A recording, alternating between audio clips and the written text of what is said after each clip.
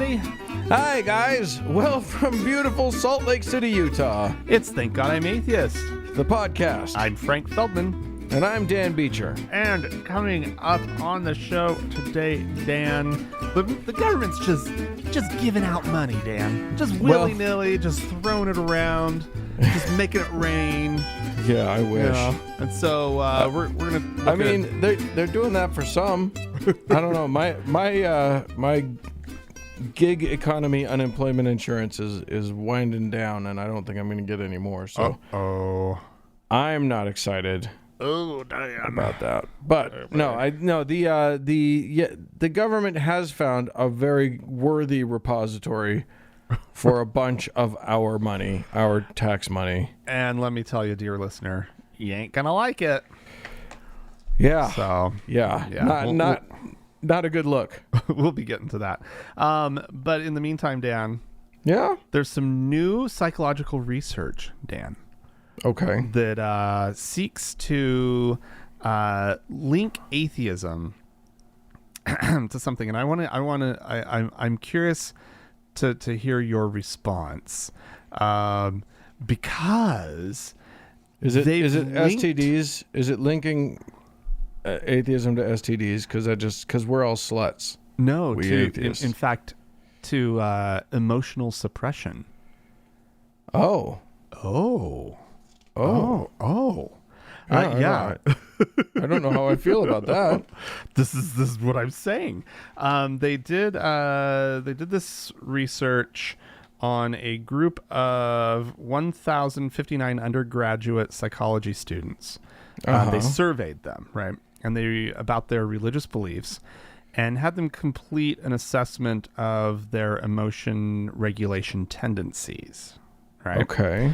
And so about half the participants were Christian, 30% were agnostic or non-religious, 15% identified as atheist, and the remainder was a mix of Muslims, Hindus, Buddhists, Jewish, and then apparently a smattering of others. Yeah, so what they found is that the self-identified atheists were more likely to report engaging in emotional suppression, meaning they were more likely to agree with statements like, when I am feeling positive emotions, I am careful not to express them. Huh. Okay. Which is interesting. They also took 8 atheists and 8 religiously affiliated undergraduates. They were recorded as they described a recent experience that made them feel frustrated or annoyed, and a recent experience that made them feel happy or joyful. And then they had 100 undergraduates watched those videos, right? Okay. And they watched it with the audio turned off, and they rated the speaker's emotional expressiveness, their trustworthiness, and their likability. Okay. And they Just based on seeing them, not hearing them. just watching them talk and tell this story that was an emotional story, right? Interesting. And they had absolutely no idea about which speaker was atheist or Catholic or whatever. Sure. Right? And they found that the atheists were seen as less emotionally expressive on average when compared to the religiously affiliated individuals, right? Interesting. And so they say, let's see, this is the researcher speaking. He says, compared to non-atheists, which includes agnostics and the non-religious as well as believers, atheists are not more likely to manage their emotions by thinking differently about situations. That was one of the there was this other thing where they tried to assess, after you've had an emotional experience, like, do you try to reassess the emotions that you felt and the right. how strong those emotions were, right? Okay. And so he's saying that the atheists are not more likely to manage their emotions by thinking differently about situations. Atheists are more likely to resist expressing their emotions, however. And people apparently notice this even if they don't know someone is an atheist. Interesting. Well, I think these people have never seen an atheist get pissed off about religion, because they get fired up then. I can tell you that right now. Yeah, he says that a poker face can be useful in poker. In everyday situations, however, people who are hard to read can be seen as untrustworthy because they're basically unpredictable. This is a problem in that atheists as a group are already targets of prejudice because they are judged to be untrustworthy. So kind of like it's confirming what people have already been told, right? Yeah. Oh, that's problematic. Yeah. Here's the thing. I mean, I just as a speculation, I can see how there's a possibility that atheists, just like all marginalized groups, but even more than most marginalized groups, because you can fly under the radar of, you can always pass as a non-atheist if you want to. Sure. So, but just like all members of marginalized groups, like, atheists have to be like a little circumspect about what they're going to reveal about themselves. Yeah. In a lot of respects, but this is actually disheartening news to me. Well, and the article about this, it ends with this researcher sort of explaining some caveats that he sees, and he says the research wasn't based on a random sample of the world, right? And the documented group differences don't necessarily capture the experience of any single individual, right?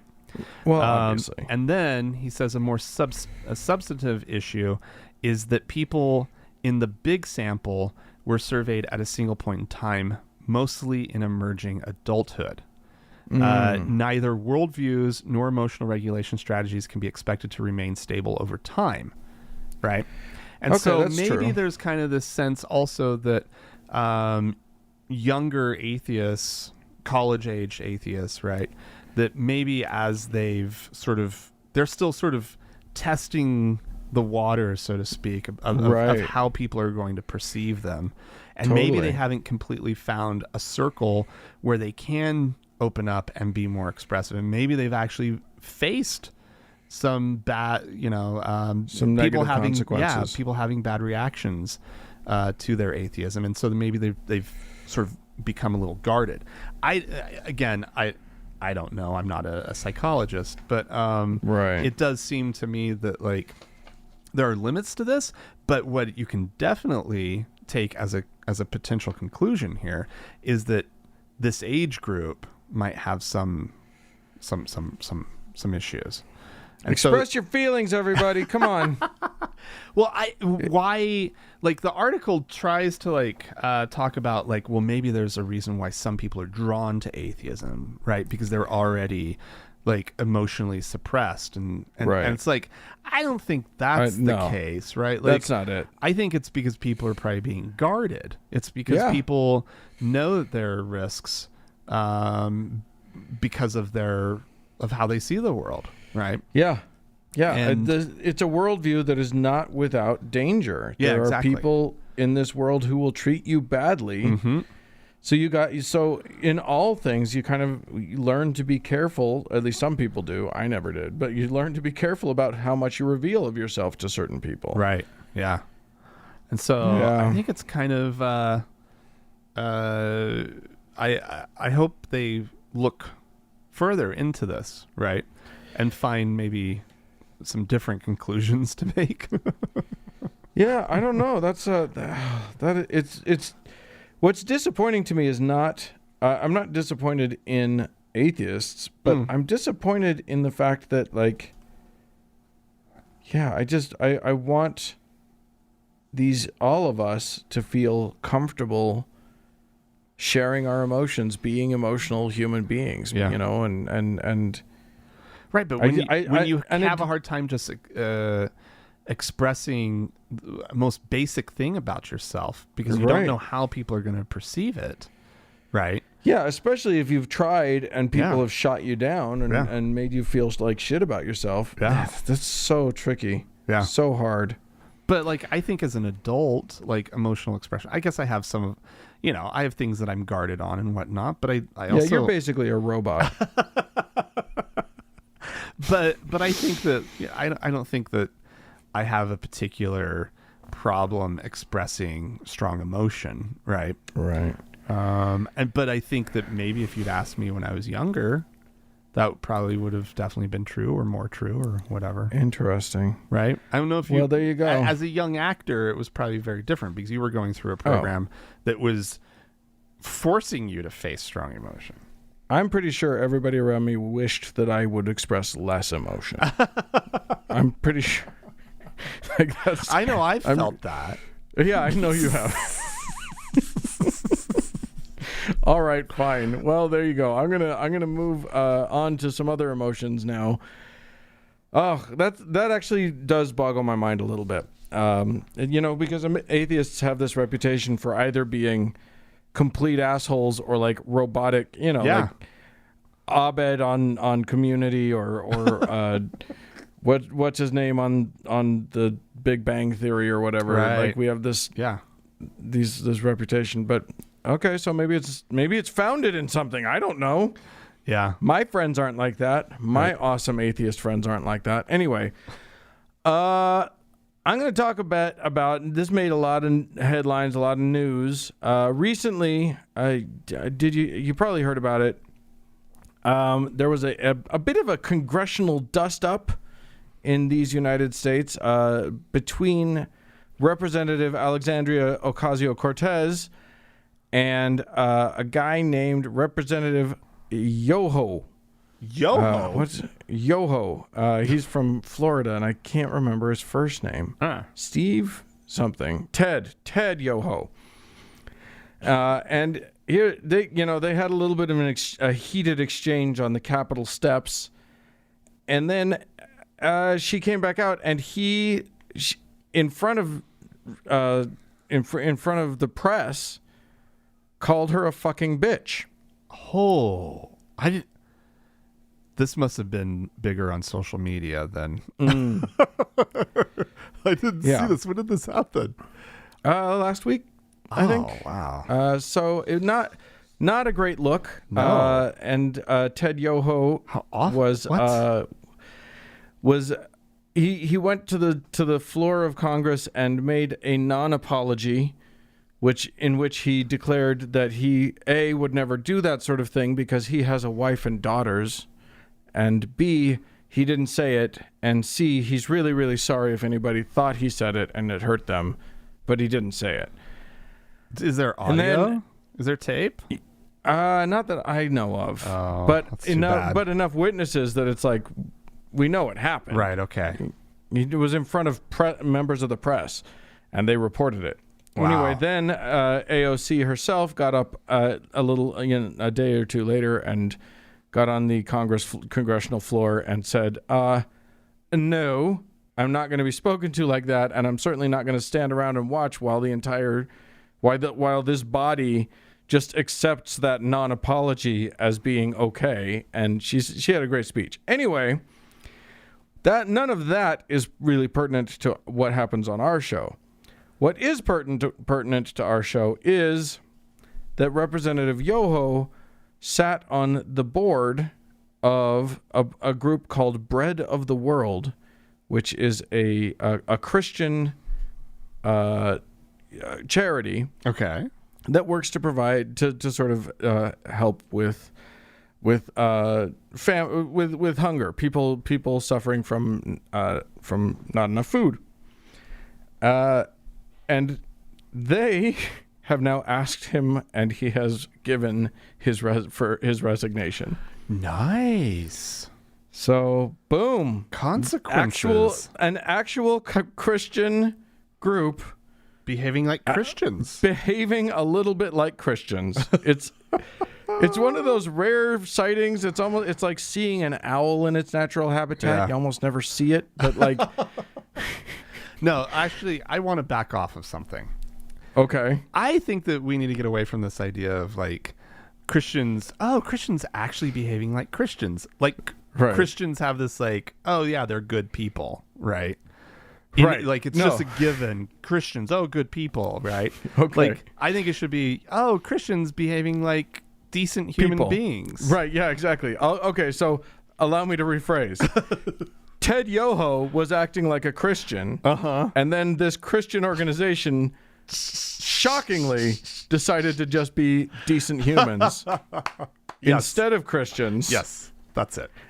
And they kicked his ass out. That's fantastic. Good for them. Good for Yeah. them being good people. For Yeah, once. the way I loved the way Yoho concluded his little non-apology.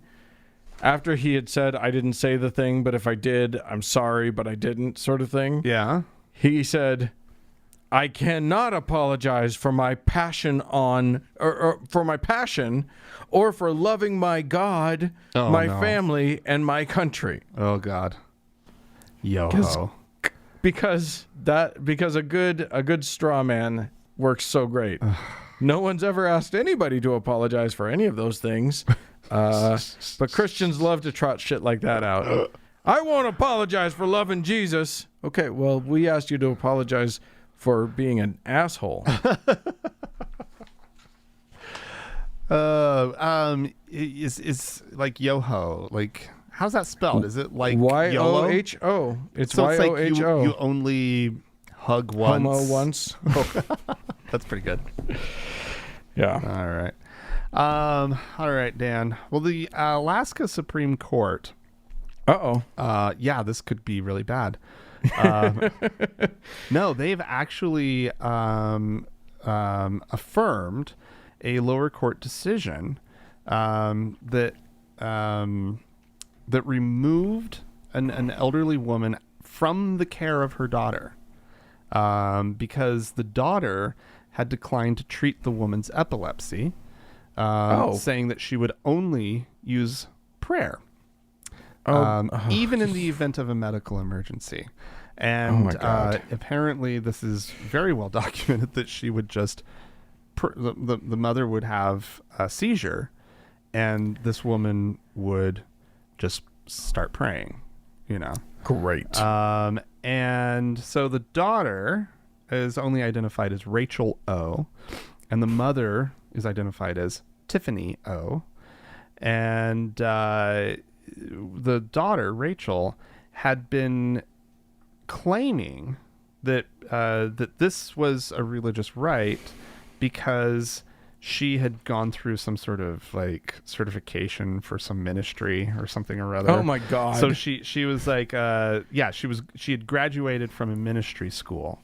Don't worry, I'm fully trained in not taking care of this person. So she was able to, I guess, quote, rely entirely on prayer in lieu of hospital care. I am 100% qualified to not give the medical attention that this person needs. Exactly. I have the certification. Yeah, she's that's terrible, Dan. I can't believe that's. I feel bad for laughing.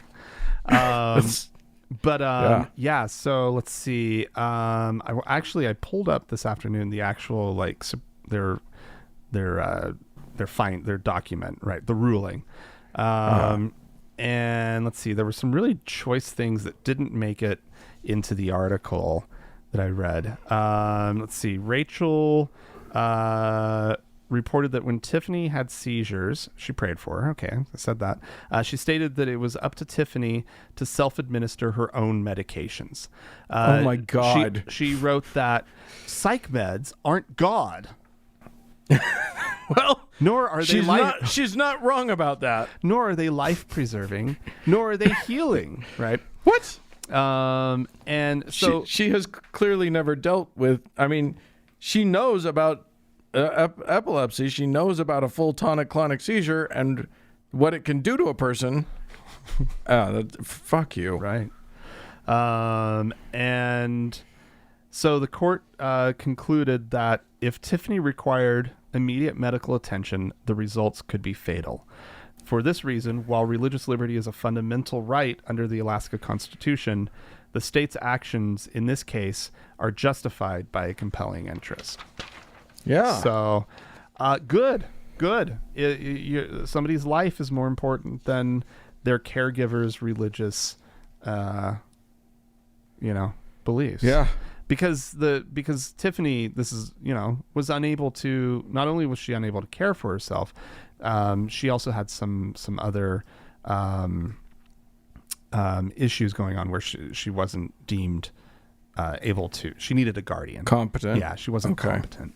And she had been in state care, but the daughter had pulled her out of state care, which is why the state knew about the whole situation, right? Right. And so she was under her care for a while, and that's obviously why the state got involved. They were like, "Don't worry, Mom. Okay, I'll take care of you." Yeah.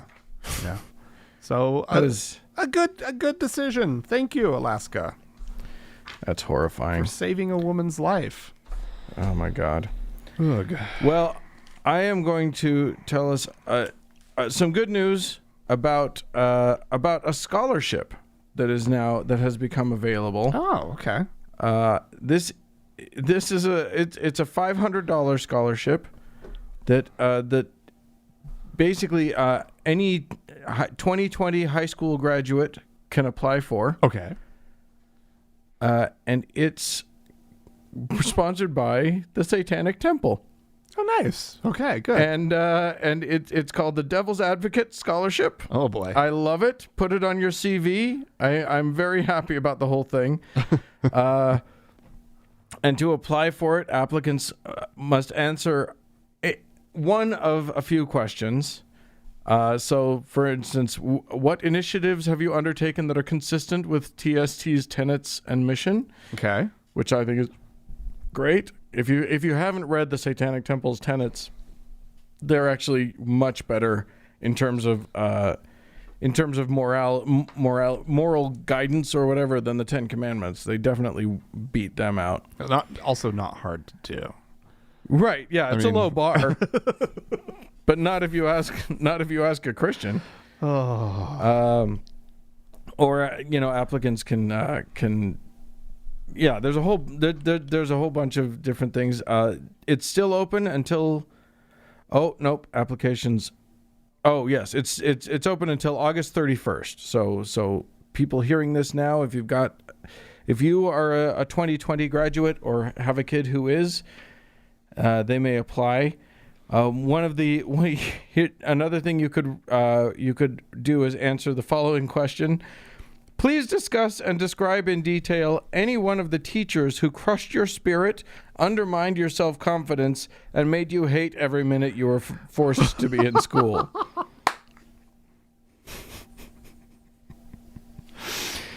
Good for them. I love it. Good for them. Apparently, the scholarship does not have to be used at a college. It can be used for any education pursuit.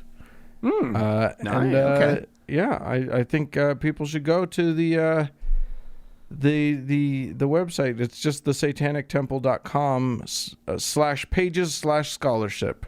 Nice. And they can apply for that. They should indeed. Very good. I think it's cute. Well, Dan. Yeah. I want to play a guessing game with you. Okay. I'm gonna say a sequence of sounds. and I want you to try to figure out what it is. Okay. Person, woman, man. Yeah. Okay. Camera, TV. Saturate OC. I'm supposed to wait. I'm supposed to know what that is. Yeah. What do you think saturate OC is? I think it means somebody pour a lot of paint all over Orange County, California. Not bad. It is a revival group. You got the location right. It is Orange County. Oh, okay. All right. So Southern California, everybody. Wealthy, beachy Southern California, right? Yeah. Sort of between LA and San Diego. Exactly. Known to be quite conservative, right? Yeah. Yeah.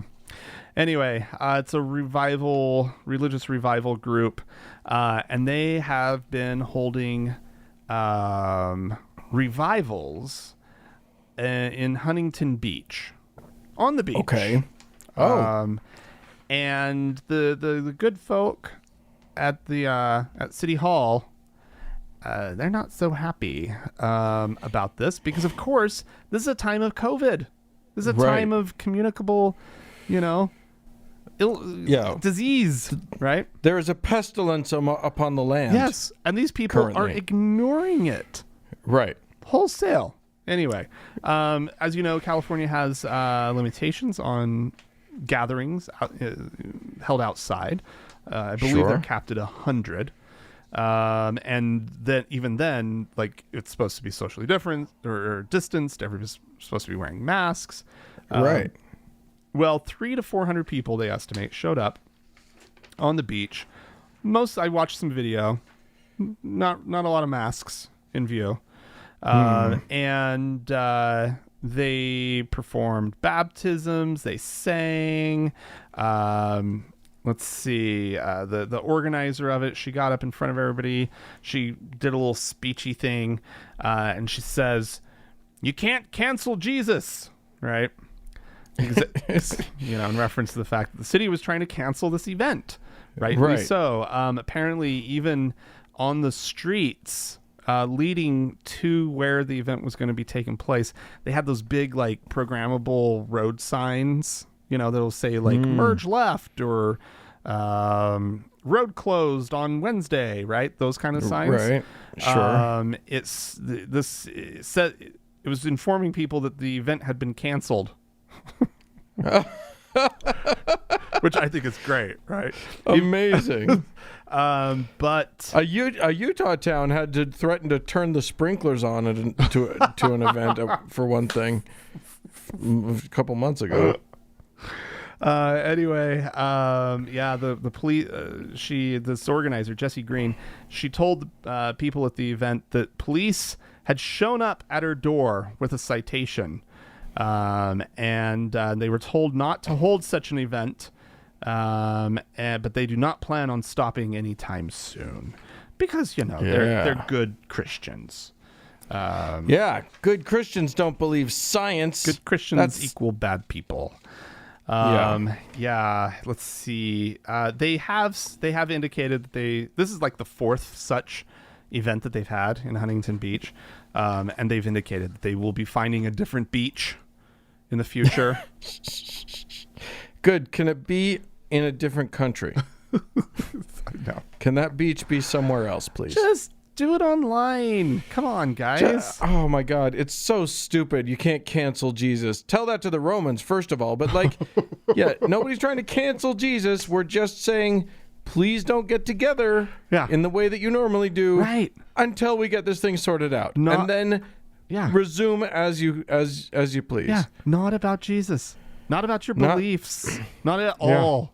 Not even close. Yeah. This is not about you. Quit making it about you. But that's what these people do. Everything's about them, right? Sure. Well, I'll tell you. I'll tell you another story about the same thing. And this one, I'm only telling, and I'm going to say this right up front, because I experience the phenomenon of Schadenfreude, and I really enjoy this. So, listeners may remember the name Jason Rappoport, who is an Arkansas state senator that we've talked about because he's the guy that erected the Ten Commandments monument outside of the Arkansas state capitol. Is just so proud of himself. He's if anyone's seen the Satanic Temple documentary Hail Satan, he's the main antagonist of that. And he's a giant douchebag, as is evidenced by the fact that he decided to show up. He made a quick celebrity appearance at a big church meeting.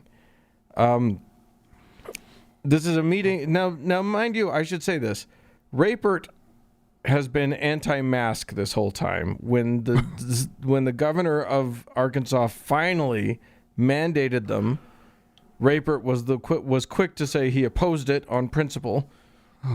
He has talked about the pandemic as some sort of hoax. So he's one of those. Well, he went and did, appeared at this Christian, this big Christian gathering, this get together, as a sort of guest speaker. Mm-hmm. And here's the problem: nobody was wearing masks. This was a large gathering of people indoors, shoulder to shoulder, at this worship service, and nobody wore masks. Well, good God, you'll never guess what happened. It's shocking. No one could have predicted it. Senator Jason Rappoport is in the hospital having been diagnosed with COVID-19. Oh, that's what it was. Oh, okay. Yeah. You'd never have seen it coming. Yeah. You'd think that the blood of Jesus would have protected him or something, but no, unfortunately not. Now he's singing a different tune. Quote, yeah. we've all been doing our ventilation something. Right, yeah, exactly. This is a difficult time for my family, but we know that God is with us always. Really? Where was he when the virus was going into your body? They're watching. That's why you can't trust this guy, right? Right, yeah. He's watching. He's there. And probably laughing, too. We're sincerely grateful for the many prayers of love and support that have been expressed on our behalf. We've been doing our best to wear a mask, social distance, and be careful like everyone else. You haven't. This virus is serious and can attack anyone regardless of age or general health. Okay. Oh, well, now you say that. Right. That's nice that now you've been convinced. Now that you're spending time breathlessly trying to fight for life on a ventilator. Right. Yeah, I think maybe it's serious now. Yeah. It's amazing, right? Like this is the big problem, right? Is their lack of is it empathy that they're lacking? I mean, they do lack empathy, but what is it? It's their because they don't trust others. Yeah. And officials and people who know, experts, right? Yeah, well, the problem is that like the people who are supposed to be leading, our president, let's say state senators, for example, are making this, instead of making this about the fact that there is a virulent, awful pestilence upon the land, they're making it about some sort of weird political posture. Right. And so they've put the entire Republican Party in the very odd position of having to try and walk that balancing thing. It's a tightrope. My brain's not working. But that balancing thing. They have to walk the tightrope between this bizarre political position that they've taken and the fact that people are dying, and it's their voters that are in the worst shape. I know. So, I don't know. All right. It's bizarre. It's absolutely. It is not like if you'd asked me, 7-8 months ago, right? Like, what do you think would happen when a pandemic comes along? I'd have been like, Jesus Christ, everybody is gonna like hole up in their home, and like you would do everything. And I would have thought that actually like the people who are politically aligned with people who like preppers, right? Far more likely to be over there, crazy preppers. They see some threat coming, and you would think that they would already have a stockpile of masks and be ready to put them on. But instead, they'd be holed up with their guns in their thing. So they're just blithely marching around like nothing's going on. And it's like you have literally been doing nothing with your life except getting ready for this moment. And now you're just ignoring it. Well, and there's the other side of that coin, which is that if you had told me that same 9 months ago that a pandemic was going to come right before the year of a presidential election with an incumbent who wants a second term, I would have been like, well, fuck, we're going to have another Trump presidency. Absolutely, yeah. Because it's just, all it is an opportunity to just be to win. Yes. To be awesome. And if you choose to be awesome about it and you lead the country through it effectively and safely, you guaranteed win that second term. All he had to do was be he decided instead to do a headstand and start peeing. I don't know what he's doing. Well, all he had to do was be the germaphobe that he is. Right? They could just lead everybody down germaphobe road, like just the one time that would actually be useful and handy, he decides to abandon it. It's the weirdest of all possible timelines that we've popped into. I don't know how we did. All of those same preppers that you're saying aren't hiding from the virus are also not coming to the defense of Americans when tyrannous government decides to start. It's like, what the fuck? Well, none of it makes sense, and that's where we are. If any of you would like to write into us about the fact that nothing makes sense anymore, please feel free to do so. Our email address makes some sense. It's just podcast@thankgodimatheist.com. Or you can call and leave us a voicemail message. The telephone number is 424-666-8442. Yes. Go to the Facebook page, facebook.com/TGIAtheist. Click the like button. We don't do Instagram, so it's all you've got. Well, we do Twitter. Yeah, we do Twitter. At TGI Atheist. And but you could also, while you're on the Facebook, search for the TGIA Members Only Lounge and request to join. It's a closed group, but we'll let you in. Yeah, we're pretty nice about that. Stick around, guys.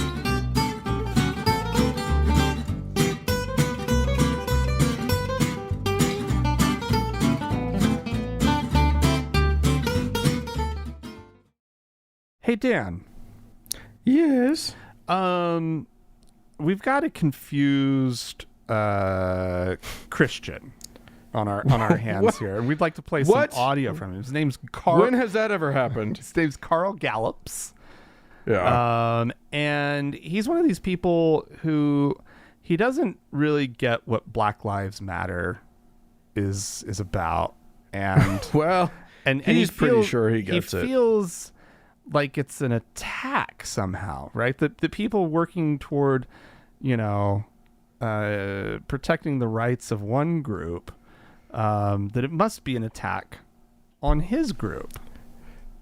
Shocking. It's shocking. But let's let him make the case. Yes. I think he makes a very convincing case. He gets it. He really gets it. So let's hear how him get it. That's a good phrase. And of course, let me just settle it. I've got to do this disclaimer so I'm politically correct. Of course, Black Lives Matter. Of course, George Floyd's lives matter. Of course, the legal system needs to deal with the injustices done, and it will. Of course, that's a no-brainer for people that love the Lord and people that love truth and law and order and people that love people. Somebody asked me the other day, said, well, you must be colorblind. I said, no, colorblindness only sees black and white. I see all the colors. It's just, I don't care. I see people. I don't care what color you are. And so, but in the midst of this, all we heard was Black Lives Matter, Black Lives Matter. And the inference was, and some people went so far to say, only Black Lives Matter. Well, our response as Christians was lovingly, no, because of Jesus Christ, all lives matter. I mean, Jesus said, God so loved the world that he gave his only begotten son, that whosoever believes in him. Paul said, look, in Jesus Christ, there is no Jew, there is no Gentile. Those are racial and cultural differences. There is no male, there is no female, there is no slave, there is no master. Now, there were slaves and there were masters. There were men and there were women. There were Jews and there were Gentiles. So what's Paul saying? He's saying, in Jesus Christ, all lives matter. You're not over or beneath each other when you're born again as brothers and sisters. So when we started saying that on the internet, oh my gosh, pastors lost their jobs, religious leaders lost their jobs, denominational leaders lost their jobs, CEOs of corporation who I guess were believers or at least rational people, when they said it, they lost their jobs. Well, what is that? That's the spirit of Antichrist, because listen, guys, if I can't worship on Resurrection Sunday, if I can't worship on the Sunday of the birth of the church, if I can't sing my praise to Jesus, now, liquor stores and big box stores and rioters, they're okay, but the church is evil. See, Rome's on fire. Let's blame the Christians. And then if I can't say all lives matter, that's the word of God from Genesis to Revelation. That's the whole purpose of the word of God, is to declare in God's eyes, all lives matter. He's sacrificing his own son for us. That's the heart of the gospel. It's the heart of the New Testament. It's the last words of the book of Revelation.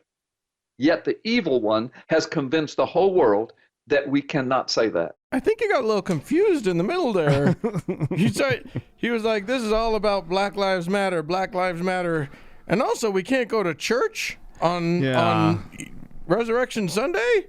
That wasn't because of Black Lives Matter. Somebody Psst, Pastor, that's not why we can't. That wasn't the reason.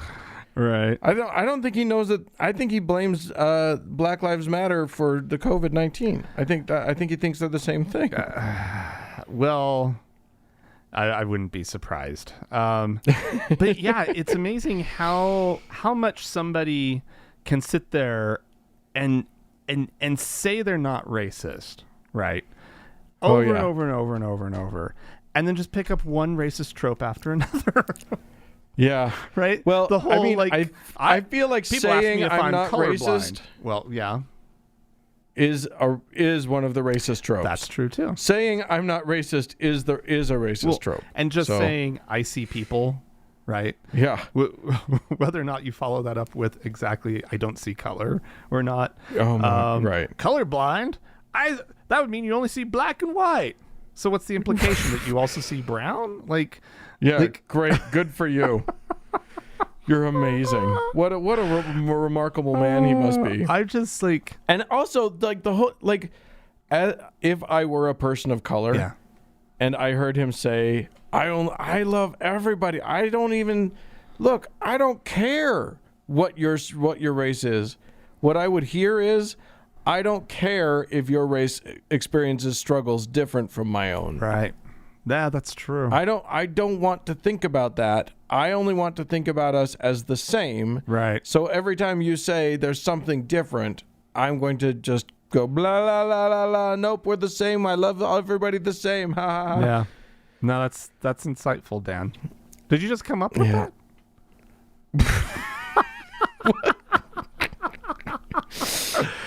That was really good. That was really good. And I know you come up with really good stuff on the fly, but that was really good. Yes, I'm amazing.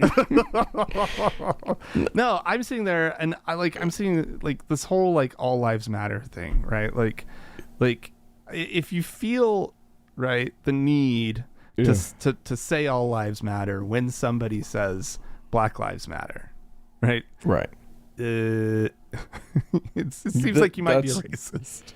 You might need to ask yourself some right? question. Like you've got a problem, right? And you need to figure that one out.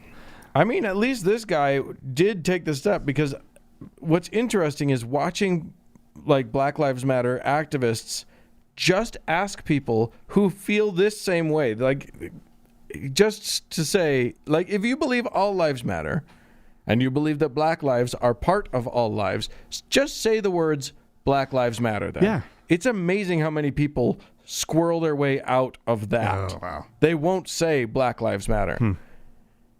So, yeah. Yeah, you're a racist. That guy. Anywho, yeah, just say Black Lives Matter, everybody. It's that. Yeah. That's it. It was very funny. I saw there was a thing that was going around on the Facebook or whatever it said, it was a conversation between two people. It was a screenshot of a conversation, and it was like, somebody was like, Blue Lives Matter, and then somebody else was like, all jobs matter. And then the person who said Blue Lives Matter said, yeah, but it's the police that are under attack right now. Oh, no. It was like, wow, you made the point. You did it. That's awesome. Now, can you extrapolate? Are you capable of using the transitive property here or whatever to, anyway. Hey, we had some folks write into us. Awesome. Should I read some of the missives that have been sent in? Yes. This one comes to us from Miracle, who says, "Hello, Frank and Dan. My name is Miracle, and my husband and I are atheist. Congratulations. We were both raised in religious homes. My husband was a Mormon, but his parents were open-minded and are okay with his beliefs and respect us. My parents, however, are very closed-minded, and were extremely religiously abusive my whole childhood. Well, they are starting to be that way with our kids. Oh, God. My daughter is 5 and loves Harry Potter, and my mom told her it's evil because it has real witchcraft in the movies. She also told my 5-year-old about hell and burning in hell and her skin melting off and bugs eating her. What? My 5-year-old tells my 3-year-old this one day, and it took me literally hours to calm my 3-year-old down. Obviously, she had a bad panic attack believing this nonsense. I talk respectfully to my mom about this, telling her it's not her place to talk to our kids about religion. That's for the parents to do. She then proceeded to tell me that she will not stop telling them the quote-unquote truth, which is just her truth. My husband wants us to stop letting her around the kids. She's my mom, and I would really not like to do that. I was hoping you guys would have some advice for me. I know we're not parents. I know you're not parents, but anything would be helpful. Well, thank you for writing in. You're right. You've definitely come to the right place with 2 non-parents to guide and advise you. Well, I would say, I mean, just off the top of my head, right? Yeah. Just keep it supervised. If you feel like she's going to say dangerous things to your kids, like maybe like the full on, like, I mean, I don't know how bad this is. It sounds bad. But maybe the whole pulling the plug entirely might be a bit much, but supervised maybe might be a nice way to start. There's that, but there's also the option of talking to your mom and just saying, look, the way that we feel is, if you're going to keep saying these things to our children, we are going to take our children away from you. Oh, yeah. So lay it out. So we don't want to do that. We want you to have a relationship with them. We love you, we love them, and we want them to love you, but we're not going to let them see you if you're going to go against our wishes and talk to our children in a way that we don't like. And you can even make an analogy and just say, I don't know, just say you wouldn't have let somebody talk to me in a way that was disrespectful to your beliefs. Right. So why would I let you talk to my children in a way that's disrespectful to my beliefs? Right, but her beliefs are right.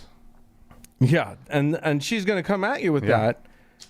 So I'm not saying you should do this. I'm just saying it's an option. Yeah. But I mean, putting down a boundary like that and just saying there are distinct and absolute consequences to this, and we'll hold to it.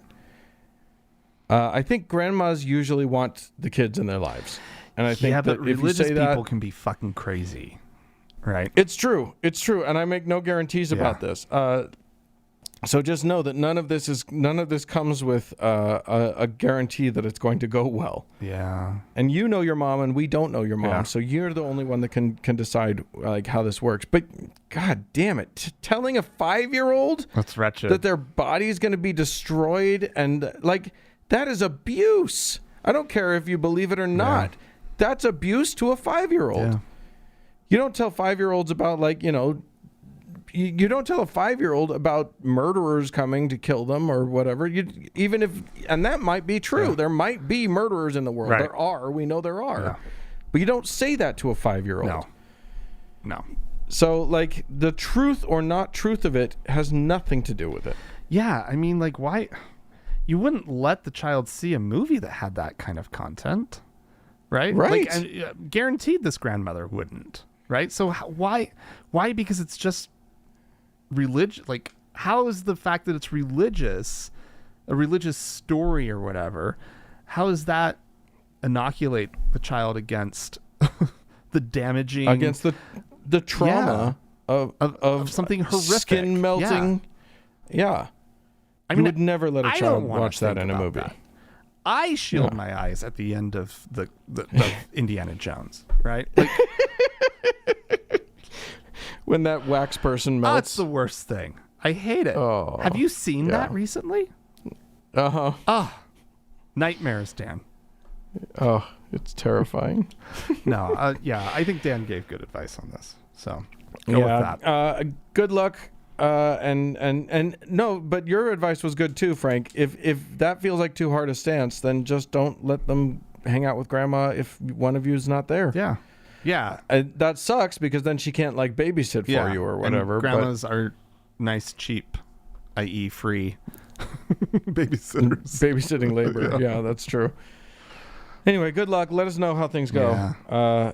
But yeah, that's as good as we're gonna get. For better advice, seek like professionals or real parents. Yeah. One of the two. I like it though when people like use this like the atheist and landers. You know, like Yeah, exactly. Oh my gosh! Don't take advice from a podcast, you guys. Wayne has written into us. This is about we've talked a few times recently about pronouns, the fact that in English they are gendered, and the problematic nature of that. We don't have a solution. And we don't have well, I mean, there are solutions. I just don't like them. I'm grumpy about them.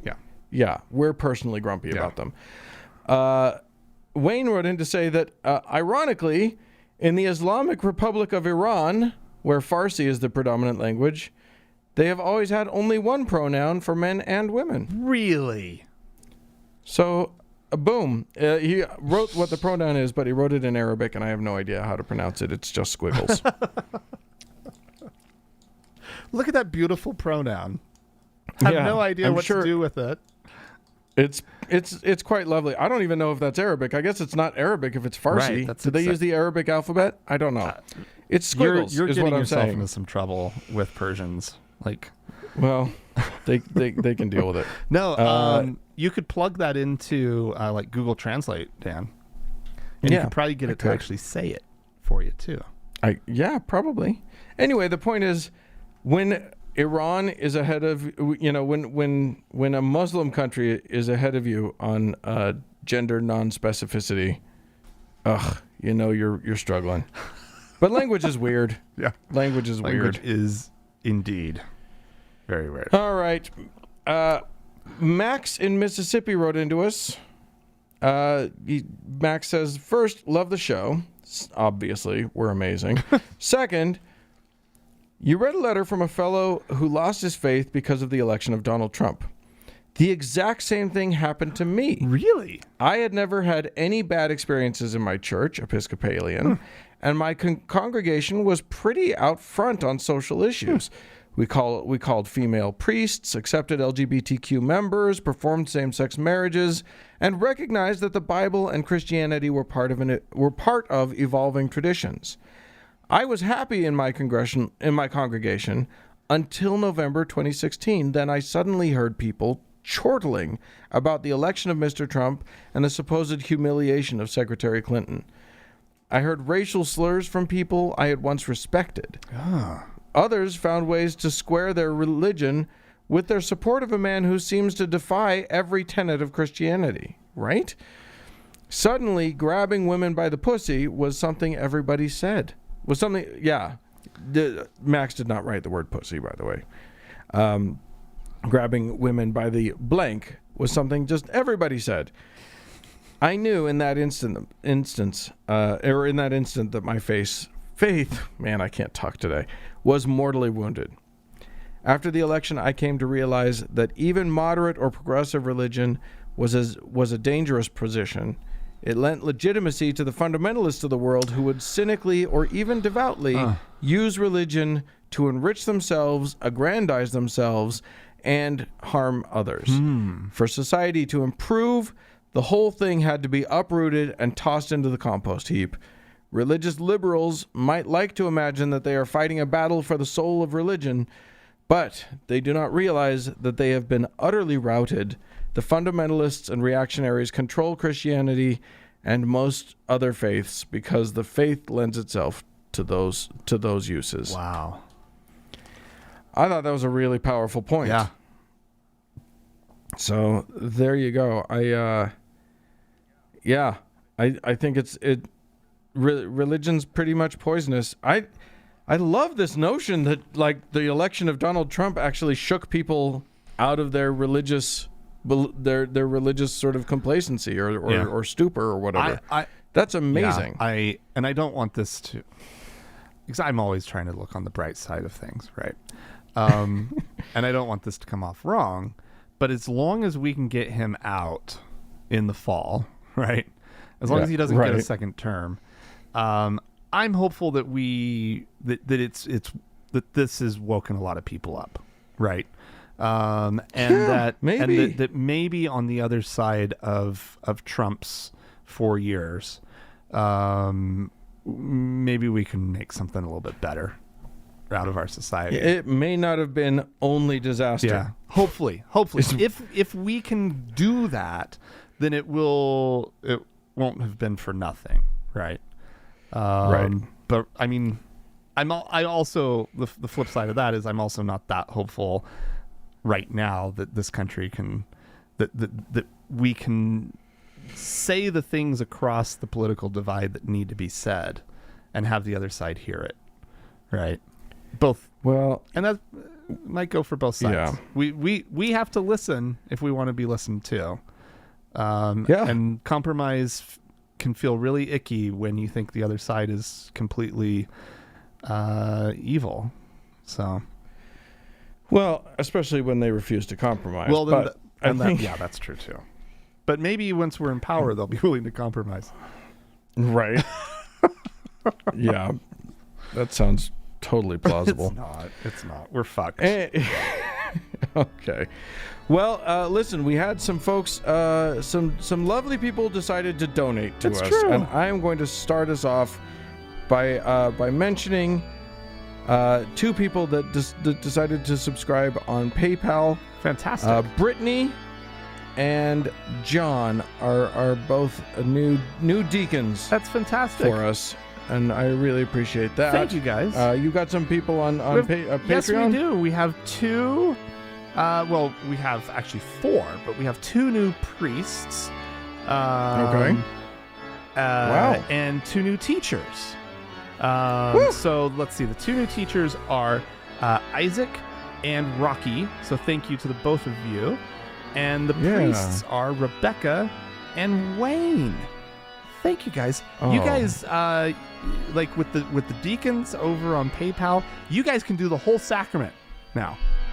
Yeah, now we can finally have a sacrament. Like the bread and water is going to get spread all around. Hallelujah. Yeah.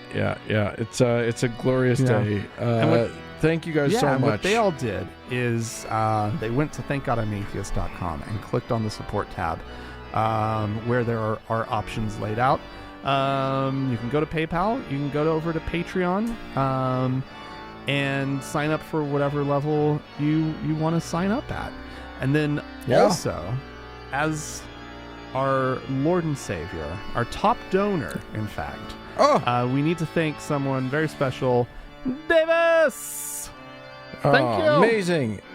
Thank you guys so much, and you're keeping it going. We love you.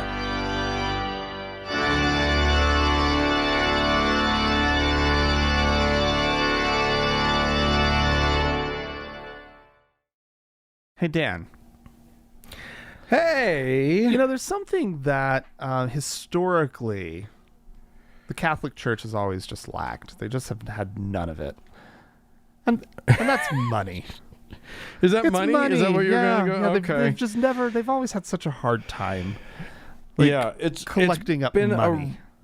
It's been a rough one for the Catholic Church. I mean, it's not like half of their edifices are, coated in gold. I mean, they have had recent troubles. I mean, the Vatican itself, COVID-19 has obviously hit really hard because they rely so much on, the tickets. Male prostitutes. Yeah, that's true too. Right. No, the Vatican Museum ticket proceeds to help pay for like almost everything.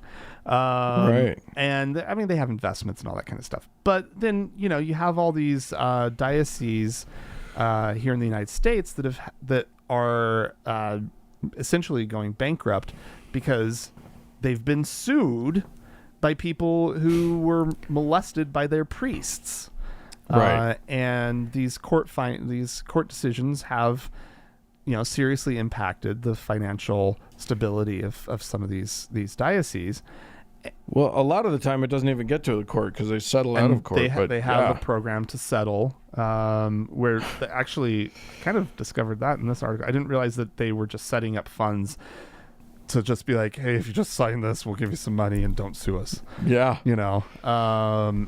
Yeah, it's literally at this point, there's just like, there's at the end of every mass, there's a communion line and everybody goes and lines up there. And then there's the line that you line up to get paid for having been raped by a priest. Jesus Christ.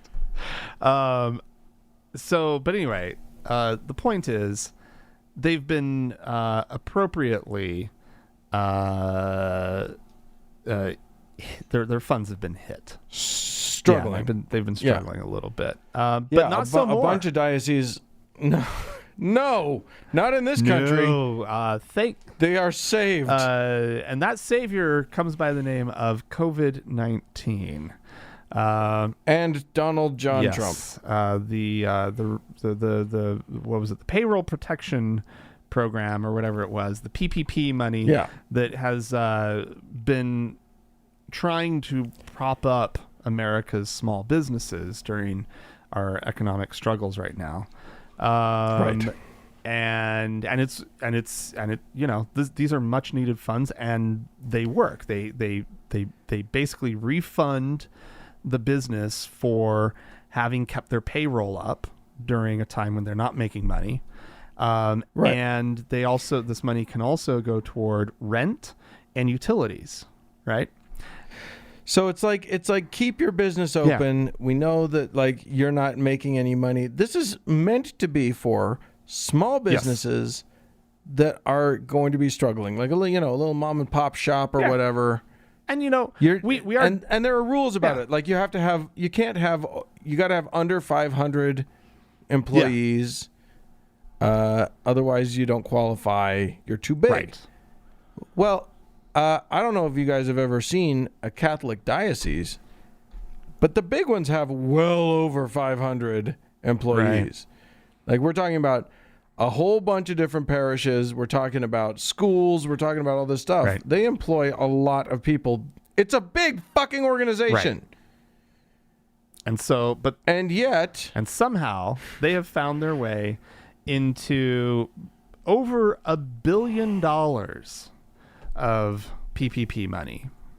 Yeah, it could be as high. It could be as high or higher than $3.5 billion to a church from the American government, from the American people. Our money went in. I don't know if any of you have read this thing that we have here that we like to call the Constitution of the United States of America. I'm sorry, what? Yeah, it's this weird document. It's written in old-timey language and stuff, so it doesn't make a lot of sense. Maybe that's why I've never heard of it. But one of the things that yeah, probably. But it does have this little phrase that says that, American the government and the churches are supposed to keep themselves kind of separate. Yeah.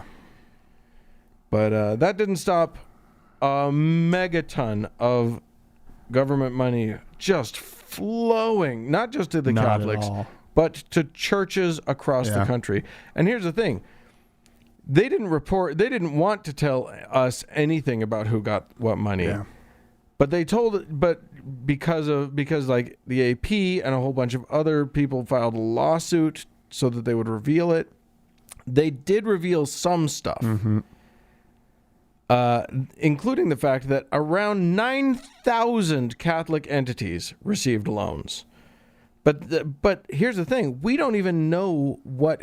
Like, the only ones that were revealed were loans that were over... We need to stop calling them loans. They're not loans. Right. It's a fucking giveaway. It's a grant. Yep. It's free money. Yeah, because... as long as you use it properly, you never have to pay it back. So a loan you don't have to pay back is not a loan. But yes, anything that was given under $150,000, they didn't even report that. So we have no idea how many of these organizations got $149,000. It's ridiculous. It's really ridiculous. It's really disgusting when you think about the sums of money, and you think about your own community, and think about the businesses that you're already aware of that have closed, right? Yeah. I don't know whether those places qualified or got some PPP money or what, right? But the fact of the matter is that that our small businesses in this country are in serious trouble. And that money, who knows what good it could have done. And there is an argument that it's their argument that they have employees and they have a payroll that they're trying to protect through this program. And it's just that we just don't do that. That's you're a religious organization. You have your source of income. You were also not taxed by this government.